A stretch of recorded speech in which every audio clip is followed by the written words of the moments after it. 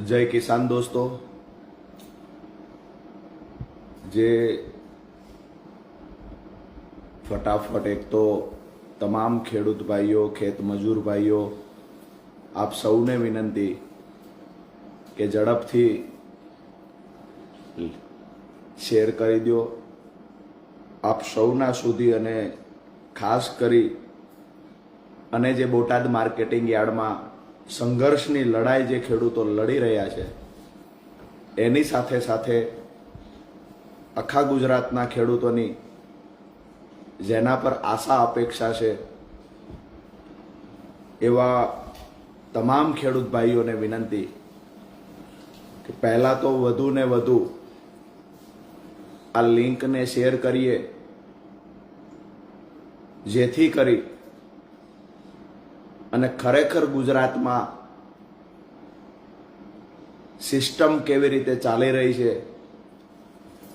ખેડૂતો માટે આ સરકાર શું વિચારી રહી છે, કઈ કઈ હદે દમનગીરી કરી શકે છે, આ તમામ મુદ્દાઓને લઈ અને ખાસ કરી ગઈકાલની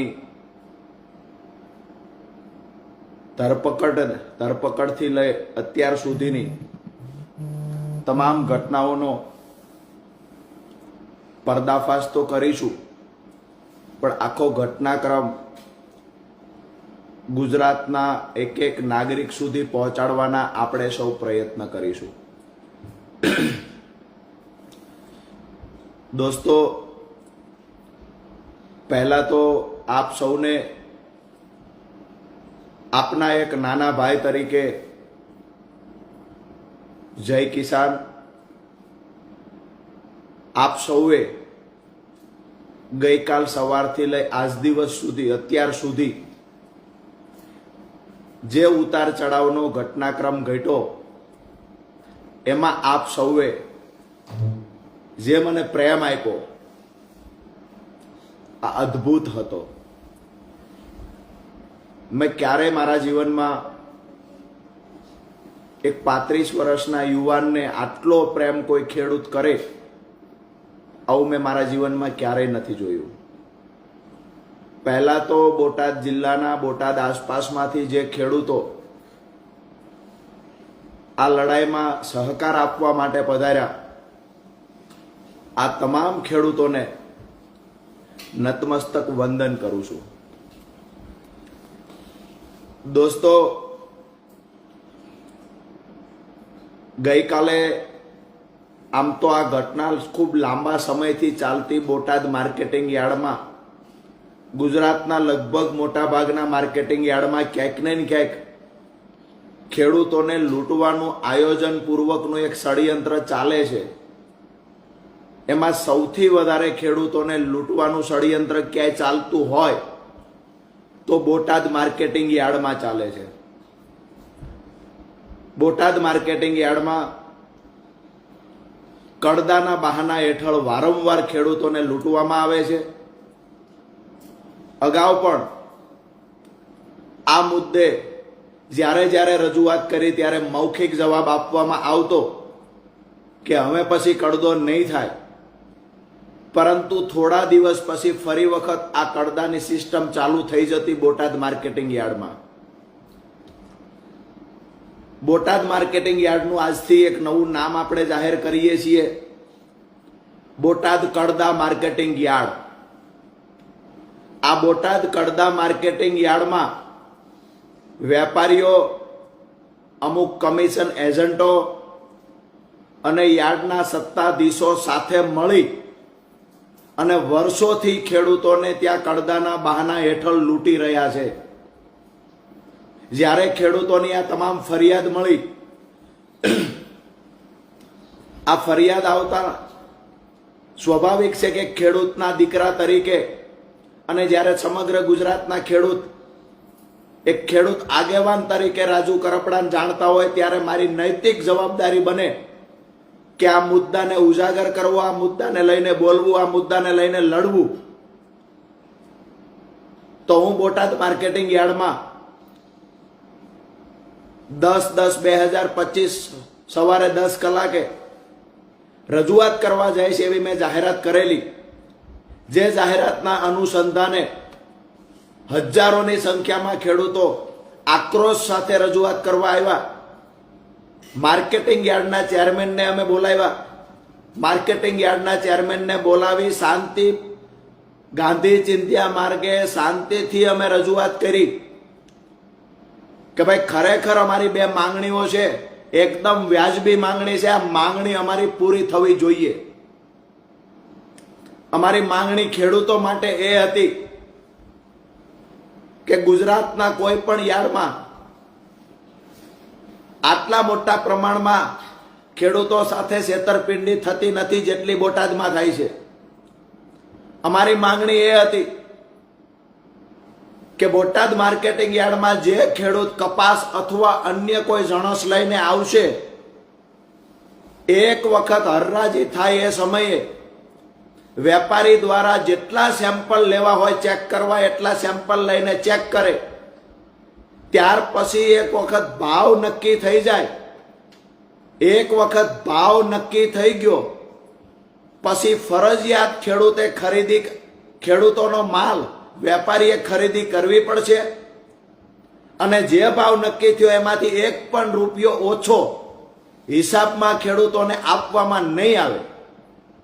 જો વેપારી ભાવ ઘટાડશે, કડદો કરશે અથવા તો હરરાજી થઈ ગયા પછી કપાસ લેવાની જો ના પાડશે તો એ વેપારી પર લાયસન્સ રદ કરવા સહિતની કાર્યવાહી બોટાદ કડદા માર્કેટિંગના સત્તાધીશો કરશે, આવી બાહેધરી અમે માંગી હતી.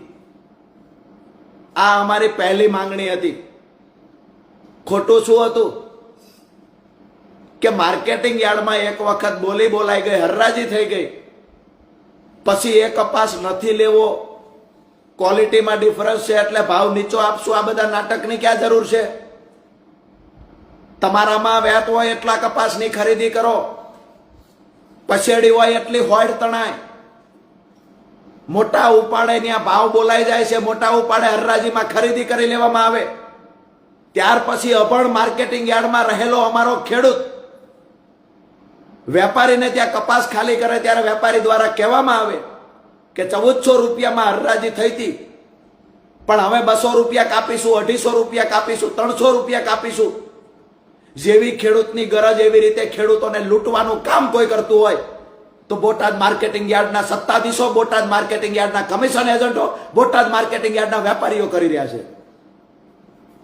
એક ખેડૂતના દીકરા તરીકે લોહી ઉકળી ઉઠે છે કે આવી રીતે ખેડૂતોનું શોષણ કરવાનું છે. અમે માંગણી એ લઈને ગયા કે આ કડદા સિસ્ટમ બંધ થવી જોઈએ.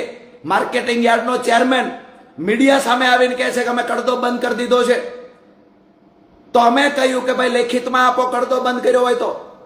હવે પછી કડદો નહીં થાય, લેખિતમાં બાહેધરી આપો. આ બાહેધરી આપવામાં નથી આવતી. અમારી બીજી માંગણી હતી કે બોટાદ કડદા માર્કેટિંગ યાર્ડની અંદર જે ખેડૂત પોતાનો કપાસ અથવા અન્ય જણસ લઈને આવે, હરરાજી થઈ ગયા પછી આ ખેડૂત પોતાના ખર્ચે કોઈ વેપારીના ગોડાઉન સુધી કે જીન સુધી કપાસ નાખવા નહીં જાય. ખેડૂતની માત્ર જવાબદારી એટલી છે કે બોટાદ માર્કેટિંગ યાર્ડ સુધી પોતાનો કપાસ પહોંચાડી દે. પછી કપાસને ક્યાં લઈ જવો, શું કરવો, એ એક વખત હરરાજી થઈ ગઈ, વેપારીએ ખરીદી લીધો, ત્યાર પછી એ વેપારીએ જોવાનું છે, ખેડૂતે નથી જોવાનું. દુનિયાના કોઈ માર્કેટિંગ યાર્ડમાં મેં આવું નથી જોયું કે હરરાજી થઈ ગયા પછી ખેડૂતને કહેવામાં આવે કે તમારો કપાસ, અમારું જીન, અમારું ગોડાઉન 15 કિલોમીટર 20 કિલોમીટર દૂર છે, ત્યાં તમારો કપાસ પહોંચાડો, આવું ખેડૂતને કહેવામાં આવે. એ ખેડૂતને ભાડું પણ આપવામાં નથી આવતું દોસ્તો. તો અમારી મુખ્ય બે માંગણીઓ હતી કે એક તો જે કપાસની હરરાજી થઈ જાય ત્યાર પછી એક પણ રૂપિયો બિલમાં ઓછો ન આપવામાં આવે અને જેટલી પણ ખેડૂતનો કપાસ હશે કે અન્ય જણસ હશે માર્કેટિંગ યાર્ડમાં લાવ્યો છે, જેની હરરાજી થઈ છે, એ તમામ જેટલો પણ જથ્થો કપાસનો હોય એ વેપારીએ ખરીદી લેવાનો. આમાં અમારી ખોટી વાત શું હતી? હરરાજી થઈ છે, વેપારીએ ખરીદી કરી છે, ત્યાર પછી આનાકાની કરવાનો પ્રશ્ન ક્યાં ઉભો થાય છે? શું કામ બોટાદમાં જ આવું થાય છે?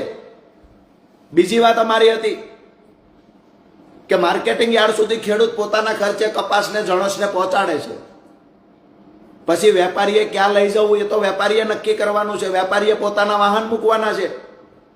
કાલે તો વેપારી એવું કહે છે કે મારું ગોડાઉન રાજકોટ છે, પાળિયાદ છે, તો શું ખેડૂતે વેપારીનો ગોડાઉન જ્યાં છે ત્યાં નાખવા જવાનો કપાસ? આ બંને માંગણીઓ લઈને અમે ગયા હતા કે ભાઈ લેખિતમાં બાહેધરી આપો કે ખેડૂતની સાથે આવી રીતે ક્યારેય ફરીવાર ચીટિંગની ઘટના નહીં બને.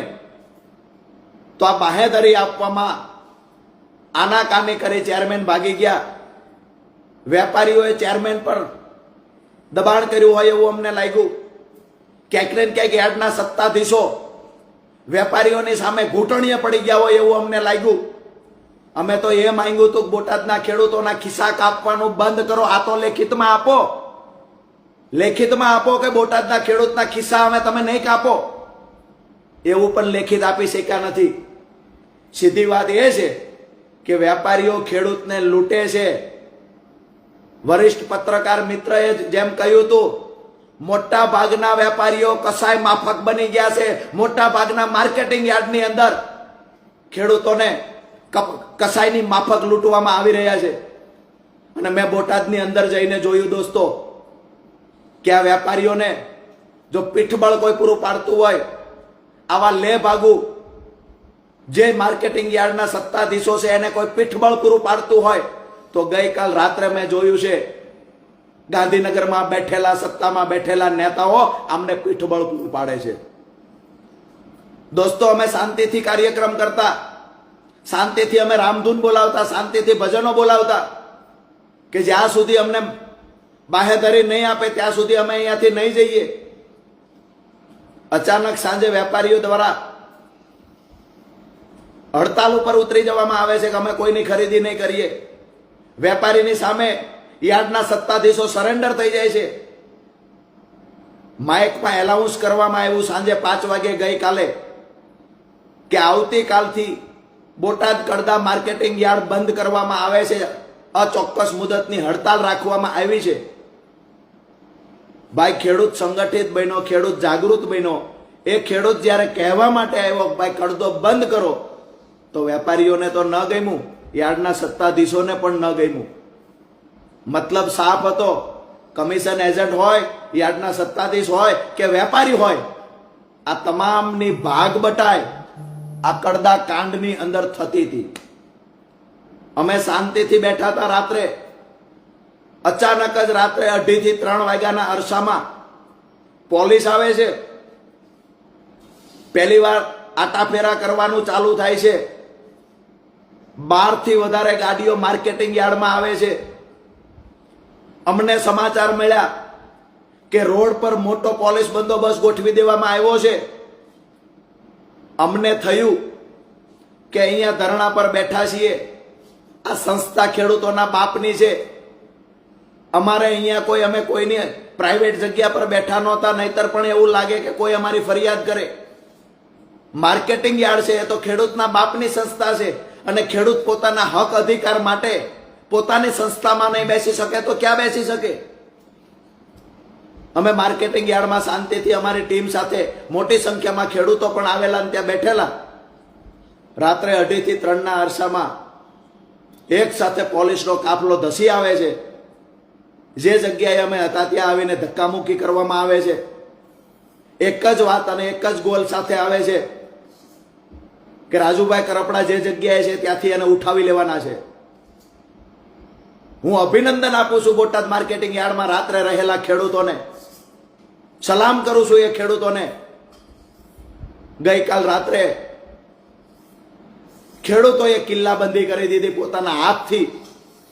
મને પકડી રાખવાના પ્રયત્ન કર્યા. એક બાજુ પોલીસે, હું શ્વાસ નહોતો લઈ શકતો એવી સ્થિતિમાં હતો, તેમ છતાં ધક્કામુક્કી ચાલુ રાખી.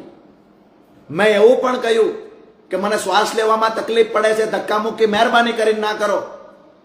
તેમ છતાં ધક્કામુક્કી ચાલુ રાખવામાં આવી. આભાર માનું, જેટલો પણ માનું આભાર એટલો ઓછો છે બોટાદ માર્કેટિંગ યાર્ડમાં રાત્રે મારા સાથે રહેલા ખેડૂતોનો. જે ખેડૂતો મજબૂતાઈથી ઉભા રહ્યા છે, અડીખમ ઉભા રહ્યા, મોટી સંખ્યામાં ખેડૂતો રાત્રે પણ સપોર્ટ કરવા માટે, સહયોગ માટે આવેલા. મોડી રાત્રે જ્યારે ખેડૂતો ઘરે ગયા પછી જેવી રીતે ચોરી કરતા સમયે બધા હોઈ જાય એની રાહ જોતો હોય, એવી રીતે ખેડૂતોની સંખ્યા ઓછી થાય પછી રાજુ કરપડાની ધરપકડ કરવી, આવી રાહ જોઈને પોલીસ બેઠી હોય, આવું અમને લાગ્યું કાલે. અમે પોલીસને કહ્યું અમારો વાંક શું છે, શા માટે લઈ જાવ છો? એક જ જવાબ મળતો હતો, ઉપરથી પ્રેશર છે, ઉપરથી પ્રેશર છે. આ ઉપર કોણ છે? કોણ ખેડૂતનો દુશ્મન છે? ઉપર ખેડૂતના રજૂઆત કરવા આવે છે, ખેડૂત કહેવા આવ્યો છે કે અમને લૂંટવાનું બંધ કરો. આ ખેડૂતની વાત ઉપર બેઠેલા જે હોય તે એને કેમ સંભળાતી નથી? અહીંયા ખેડૂત ભજન બોલતો તો એ ઉપરવાળાને સંભળાયું. અહીંયા ખેડૂત રજૂઆત કરતો તો પોતાની વેદનાને પોકારી ઉઠતો તો એ ઉપરવાળાને ન સંભળાયું. પણ ઉપરવાળાને સંભળાયું કે ખેડૂત અવાજ ઉઠાવે છે તો ખેડૂતને ઉઠાવી જાવ. ખેડૂતનો આગેવાન કોણ છે? દોસ્તો, દુઃખ સાથે કહેવું પડે છે, જે પોલીસ પર મને ગર્વ હતું, એ પોલીસે કાલે જે ધક્કામુક્કી કરીને ખેડૂતો સાથેનો બિહેવિયર કર્યો છે એકદમ નિંદનીય છે. મારી ધરપકડ સમયે મોટા ભાગના ખેડૂતોએ મને પકડી રાખવાના પ્રયત્ન કર્યા. રાજુભાઈના શું વાંકમાં લઈ જાઓ છો? આ પ્રશ્નો કર્યા. આ પ્રશ્નોનો જવાબ પોલીસ પાસે નહોતો. માત્ર એક જ જવાબ હતો, ઉપરથી પ્રેશર છે. લગભગ 20 મિનિટ સુધી આ ધક્કામુક્કી ચાલી, જેમાં ખેડૂતો પોલીસને હાથ જોડી રહ્યા હતા. હાથ જોડીને કહેતા હતા અમારા રાજુભાઈને શું કામ લઈ જાઓ છો? પોલીસ પાસે અન્ય કોઈ જવાબ નહોતો, કારણ કે પોલીસ શું કામ લઈ જતી એ પોલીસને પણ નહોતી ખબર. એક જ વાત હતી કે ઉપરથી પ્રેશર છે. આવી રીતે કરી તબિયત નાદુરસ્ત હોય તો પણ લઈ જવામાં આવ્યો મને. હવે મહત્વની વાત એ છે, ગુજરાતના લોકો જાણવા માંગે છે કે આ ધરપકડ સુધીના વિડીયો આવ્યા ત્યાર પછી શું થયું. આજે પણ બોટાદ યાર્ડની અંદર બેઠેલા મારા રાત્રિના સાથી મિત્રો, ગઈકાલ દિવસે મારી સાથે રહેલા મિત્રો આજે પણ બોટાદ માર્કેટિંગ યાર્ડમાં બેઠા છે, ડંકાની ચોટ પર બેઠા છે. બોટાદ માર્કેટિંગ યાર્ડની ફરતી દિવાલે, બોટાદ માર્કેટિંગ યાર્ડના દરવાજે મોટી સંખ્યામાં પોલીસ બંદોબસ્ત હોવા છતાં આજે મારા ખેડૂત ભાઈઓ માર્કેટિંગ યાર્ડના દરવાજે ઊભા છે કે ગઈકાલ રાજુ કરપડાની અટકાયત થઈ, ધરપકડ થઈ, ત્યાર પછીના સમાચાર શું છે. તો એ કહેવા માટે આજે હું ફેસબુક લાઈવ થયો છું. અને અમારી લડાઈ શા માટે હતી એ ગુજરાતની જનતાને ખબર પડે, ગુજરાતના તમામ વર્ગના લોકોને ખબર પડે કે આ સરકારની કૃષિ વિરોધી અને ખેડૂત વિરોધી નીતિ શું છે, એ ઉજાગર થાય. સરકારના ચાવવાના અને દેખાડવાના પણ જુદા જુદા છે, એને પણ લોકોની સામે ઉજાગર કરવા માટે ગઈકાલ 10 વાગ્યાથી અત્યાર સુધીની તમામ ઘટનાઓને ફેસબુક લાઈવના માધ્યમથી આપ સુધી પહોંચાડવાના પ્રયત્ન કરી રહ્યો છું. રાત્રે માર્કેટિંગ યાર્ડમાં પોલીસે જ્યારે મને ગાડીમાં બેસાડ્યો ધક્કામુક્કી કરીને, ક્યાંક ને ક્યાંક મારા કપડાં પણ તૂટી ગયેલા હતા, કારણ કે ધક્કામુક્કી જેટલી કરવામાં આવી. હું શાંતિથી પોલીસને કહી રહ્યો હતો કે સાહેબ હું શાંતિથી વાત કરવા તૈયાર છું, તમે શાંતિથી વાત કરો, શું છે એ અમને સંભળાવો. જો તમારી મજબૂરી હશે તો હું પણ માનું છું, મજબૂરી હશે તો અમે તમને સહયોગ કરીશું. અમારે અહીંયા કોઈ કાયદો હાથમાં લેવો નથી. અમે તો શાંતિથી રામધૂન બોલાવીએ છીએ, ભજન બોલાવીએ છીએ, તમે વાત તો કરો. પરંતુ વાત કરવાની બદલે સતત ધક્કામુક્કી ચાલુ રહી. અને એવડા મોટા ટોળામાં જ્યારે ધક્કામુક્કી ચાલુ રહે ત્યારે સ્વાભાવિક છે કે થોડીક સ્વાસ્થ્યને લઈને પણ તકલીફ થાય, જે તકલીફ મને થઈ. તો ત્યાર પછી પોલીસ ગાડીમાં બેસાડીને લઈ જવામાં આવ્યો. હું વારંવાર પૂછતો રહ્યો કે મને ક્યાં લઈ જવામાં આવે છે. અધિકારીની શું મજબૂરી હશે મને ખબર નથી. અધિકારી તરફથી જવાબ નહોતો મળતો ક્યાં લઈ જઈએ છીએ. હમણાં કહીએ આ જવાબ મળી રહ્યો હતો. બોટાદથી લઈ અને ફૂલ સ્પીડમાં ગાડી ચલાવી મને સાળીંગપુર બાજુ લઈ જવામાં આવ્યો. એટલે મને એવું લાગ્યું કે મને ક્યાંક બોટાદથી દૂર લઈ જવાના પ્રયત્ન થઈ રહ્યા છે. દોસ્તો, સાળીંગપુર ક્રોસ કરીને પણ મેં પૂછ્યું કે ખરેખર મને જ્યાં બી લઈ જવો હોય ખેડૂત માટે શહીદ થવાની તૈયારી સાથે મેદાનમાં ઉતર્યો છું. કોઈ પોલીસના ડરથી નથી હું પૂછતો. હું એટલા માટે પૂછું છું કે મને પોતાને ખબર પડે કે હું ક્યાં જાઉં છું અને ક્યાં તમે લઈ જઈ રહ્યા છો. મારી સાથે જે રહેલા માણસોને પણ મારે મેસેજ આપવો છે કે મને ક્યાં લઈ જાઓ છો, કમસે કમ એ તો ખબર પડે. મારા ઘરે તો મને જાણ કરવા દો કે તમે મને ક્યાં લઈ જાઓ છો. બંધારણીય અધિકાર મળ્યો છે. પોલીસ જ્યારે અટક કરે, પોલીસ ધરપકડ કરે ત્યારે પરિવારને જાણ કરવાની હોય. તેમ છતાંય મને કહેવામાં આવ્યું, હમણાં કહીએ, થોડી વારમાં કહીએ. એમ નામ કરતા દોસ્તો મને શેખ બરવાળા લઈ જવામાં આવ્યો. તબિયત થોડી નાદુરસ્ત હતી, પોલીસ જાણતી, એટલા માટે પહેલા પોલીસ સ્ટેશન અને ત્યાર પછી તરત હોસ્પિટલમાં મને લઈ જવામાં આવ્યો. બરવાળા સામૂહિક આરોગ્ય કેન્દ્ર જે હાઈવે પર હતું, આ હોસ્પિટલમાં મને લઈ જવામાં આવ્યો, જ્યાં 2 ડોક્ટર હાજર હતા. મોટી સંખ્યામાં પોલીસ કાફલો પણ એ ગ્રાઉન્ડમાં હાજર હતો. આ બધી ઘટનાઓ જોયા પછી મને એવું લાગ્યું કે ખેડૂતના દીકરા તરીકે, ખેડૂત આગેવાન તરીકે લડવું, ખેડૂતો માટે લડવું, આ કોઈ ગુનો છે? એક આતંકવાદીની સાથે જે બિહેવિયર થાય, આતંકવાદીની સાથે જે વ્યવહારો થતા હોય, આવા વ્યવહાર એક ખેડૂતના દીકરા સાથે કરવાના. દોસ્તો, બોડી ચેકઅપ કરવામાં આવ્યું, બ્લડ પ્રેશર માપવામાં આવ્યું. ત્યાંથી પછી નાની મોટી જે તકલીફો હતી એની સારવાર લેવામાં આવી. બીપી હાઈ આવ્યું, એના માટે પણ ટ્રીટમેન્ટ ચાલુ કરવામાં આવી.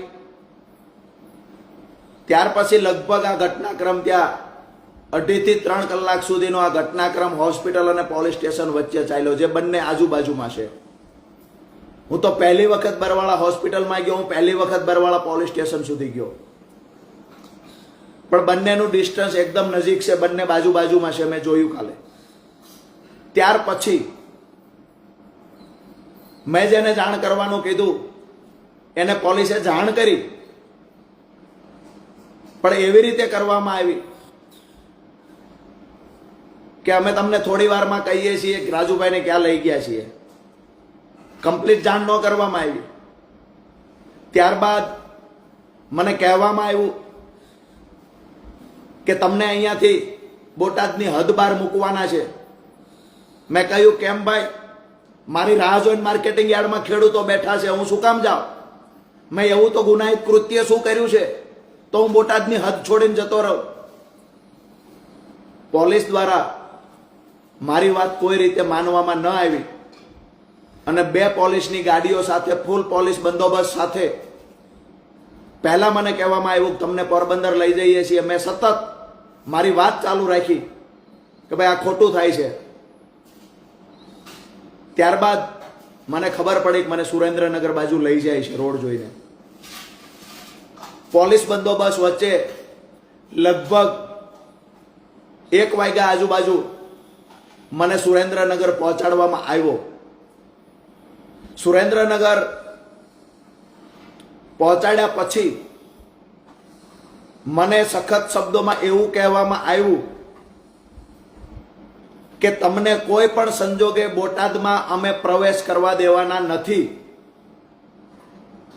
તમારી જે મહાપંચાયત રવિવારની છે એ અમે કોઈ સંજોગે થવા દેવાના નથી.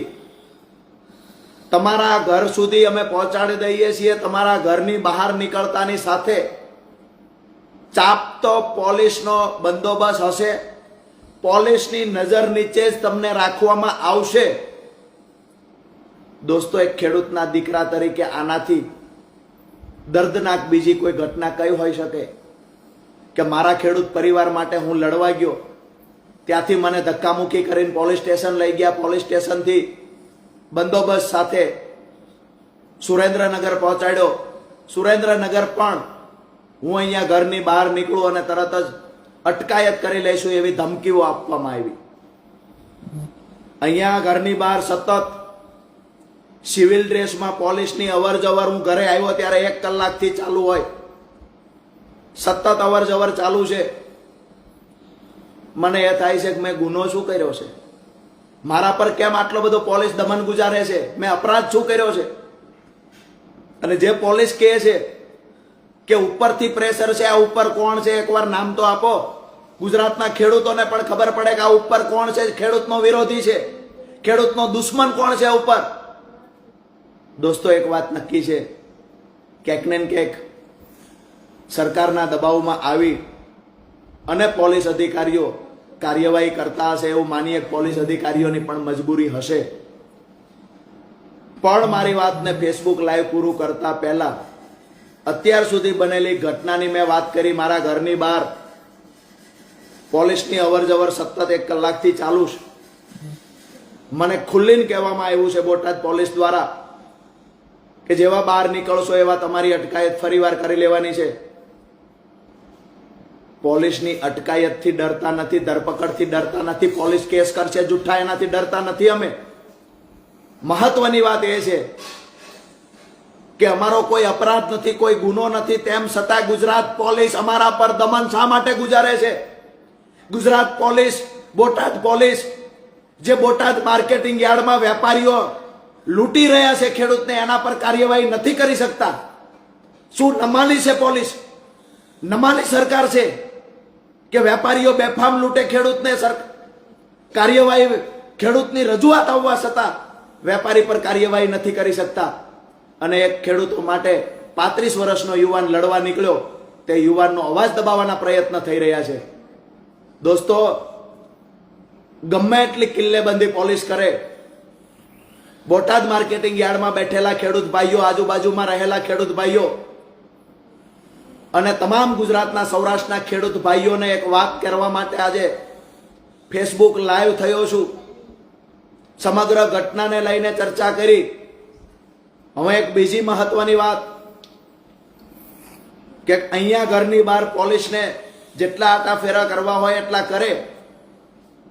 આવતીકાલે મારા ખેડૂતોના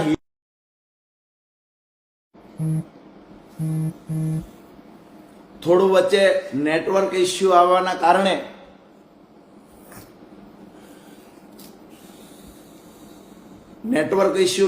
વચ્ચે અવાજ જતો રહ્યો મારો. આવતીકાલે ખેડૂત મહાપંચાયત બોટાદમાં થશે, ડંકાની ચોટ પર થશે. જેટલો પણ અવાજ દબાવવાનો પ્રયત્ન પોલીસ કરશે, બમણી તાકાતથી રાજુ કરપડા ફરી એક વખત બોટાદ ખાતે ખેડૂતોની લડાઈને, ખેડૂતોના અવાજને બુલંદ બનાવવા માટે રાજુ કરપડા ફરી આવતીકાલ બોટાદ આવશે. આજે હું જોઉં છું ક્યાં સુધી પોલીસ મને રોકવાના પ્રયત્ન કરે છે. મારી વાત સાફ છે, જ્યાં સુધી કડદો બંધ નહીં થાય ત્યાં સુધી અમારી લડાઈ સતત ચાલુ રહેશે. આવતીકાલે ઈસુદાનભાઈ ગઢવી, પ્રવીણ રામ સહિતના નેતાઓ બોટાદ આવી રહ્યા છે.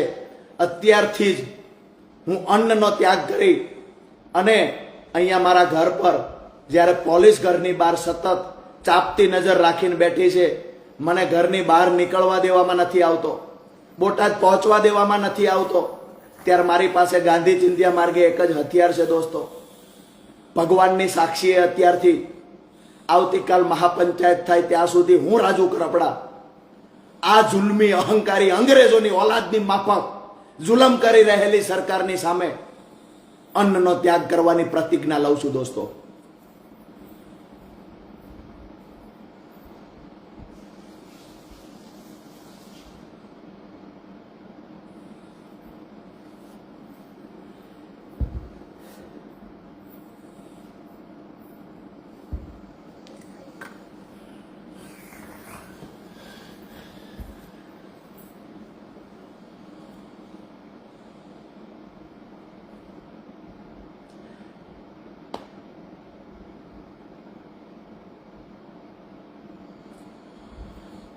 વધારે વિશેષ કાંઈ